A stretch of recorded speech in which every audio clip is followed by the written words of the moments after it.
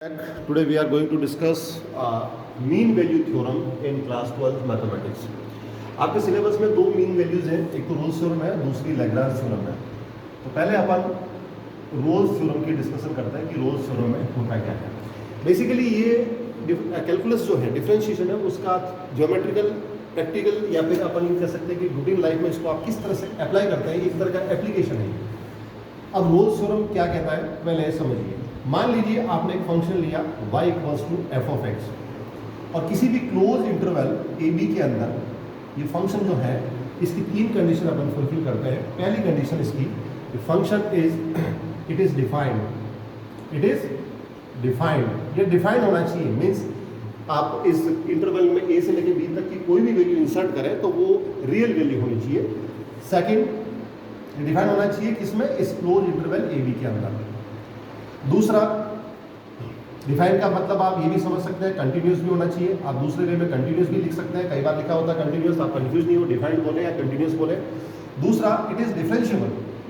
ये डिफरेंशिएबल भी होना चाहिए, यानी इसका डिफरेंशिएशन होना चाहिए, बट डिफरेंशिएशन होना चाहिए ओपन इंटरवल ए बी. देखिए बच्चों, ओपन इंटरवल का ये सिंबल भी है और कई बार स्मॉल ब्रैकेट भी बना आता है, आपको जो बेटर लगे वो समझ लीजिए. ओपन इंटरवल में वो डिफरेंशिएबल भी है. तब थर्ड कंडीशन आती है कि वहां पर एफ ऑफ ए और एफ ऑफ बी की वैल्यूज भी सेम होनी चाहिए, यानी कि जो आपको इंटरवल दे रखा है उस इंटरवल की बॉर्डर वैल्यू पर फंक्शन की वैल्यू सेम होनी चाहिए.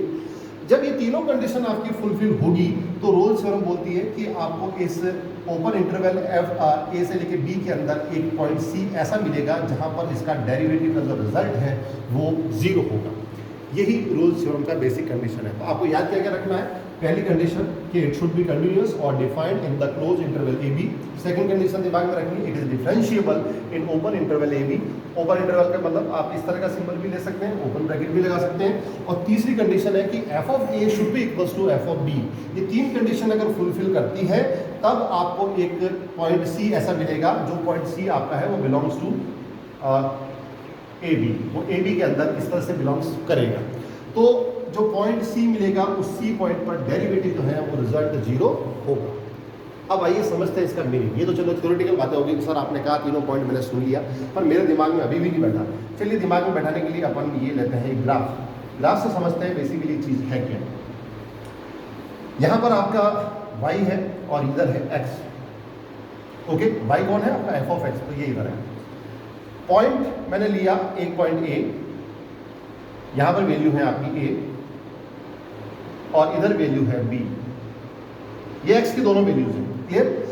एक लाइन लिखी हुई कि f of a equals to f of b. इसका मीनिंग हुआ कि दोनों जो पॉइंट इनिशियल और फाइनल वैल्यू है वो सेम है और वो आपको y एक्सिस के ऊपर एक सिंगल पॉइंट देना चाहिए और वो सिंगल पॉइंट दे भी रहा है. ये रहा वो सिंगल पॉइंट. यही आपका f ऑफ a भी है और यही f ऑफ b भी है. दोनों देखिए कोइंसाइडिंग पॉइंट है, यानी दोनों इक्वल है. तो यहाँ से कर्व जब पॉइंट, यहाँ पे नाम देता हूँ ए और बी, ए से बी की तरफ कर्व जाएगा तो तीन तरह से जा सकता है. कर्व में भी यहाँ से अपवर्ड जाए, पहला केस, ये फर्स्ट केस बन गया. तो देखिए कर्व जब अपवर्ड जाएगा तो इस कर्व की पूरी जर्नी के दौरान बीच में आपको एक जगह, क्योंकि देखिए हर कर्व के एवरी पॉइंट के ऊपर आप एक एक टेंजेंट ड्रॉ कर सकते हैं, ये आपने पढ़ रखा है 11th में. बट ये जो टॉप टेंजेंट है, that tangent will be parallel to X axis. वो टेंजेंट किसके पैरेलल होगी, एक्स एक्सिस के. और एक्स एक्सिस के जो भी पैरेलल टेंजेंट होता है, यानी कि टेंजेंट होती है tan थीटा, और tan थीटा में जब आप थीटा की जगह जीरो इंसर्ट करते हैं तो tan जीरो की वैल्यू कितनी होती है, जीरो. तो प्यारे बच्चों यही वो एफ डैश ऑफ सी है जहां पर जीरो होती है. ये बेसिकली क्या है, dy बाई dx. ये क्या है, टेंजेंट है, और टेंजेंट की वैल्यू कितनी होती है, जीरो. और अपने को पता है कि इस जर्नी के दौरान एक पॉइंट ऐसा जरूर मिलेगा जहां पर F dash of C zero होता है. अब पहला केस हो गया. फिर आप कहोगे सर दूसरा केस बताइए. चलो दूसरा केस ये भी हो सकता है कि ए से बी की तरफ जाते हैं तो एक बार वैल्यू इनिशियली डिक्रीज हुई, फिर वो इंक्रीज होना स्टार्ट होती है. तब भी आपको इस जर्नी में बीच में एक पॉइंट ऐसा जरूर मिलेगा जहां पर F dash of C zero होगा, यानी वापस टेंजेंट एक्स एक्सिस के पैरेलल आएगी.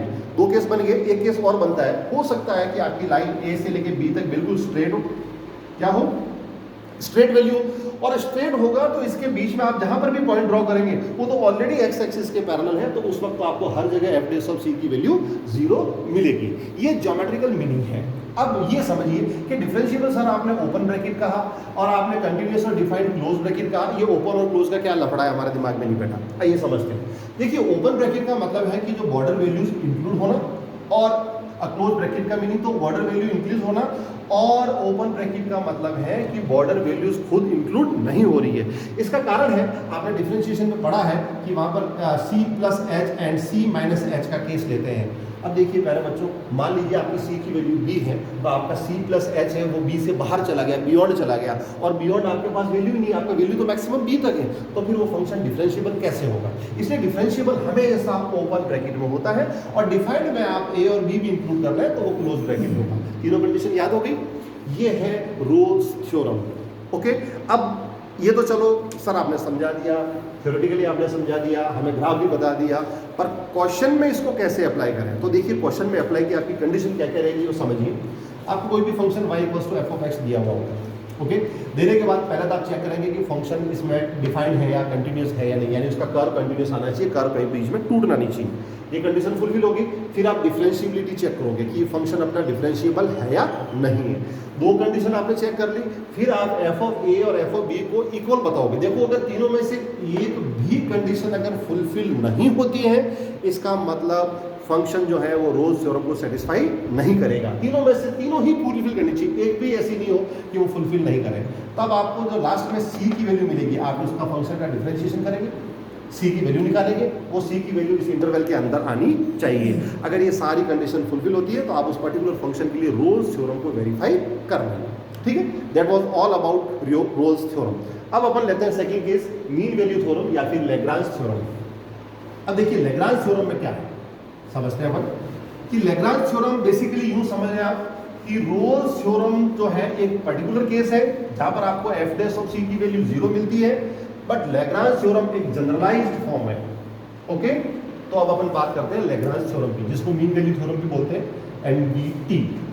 अब लैग्रांज थ्योरम की कंडीशन वही, आपको फंक्शन y = f(x) दे रखा है, इंटरवल दे रखा है a से लेकर b तक। ओके, पहली condition it should be continuous, should be continuous, वही जो कि रोल्स में थी। दोनों में कंपैरिजन करके याद करिए, जल्दी याद हो जाएगा। It should be continuous in close bracket A B.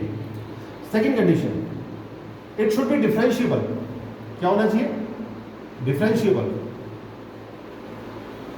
In open bracket A B, जिसको कि आप इस तरह से स्मॉल ब्रैकेट में भी लिख सकते हैं। ठीक है, देन अब यहां पर कंडीशन आती है, then there exist a point C in this given interval such that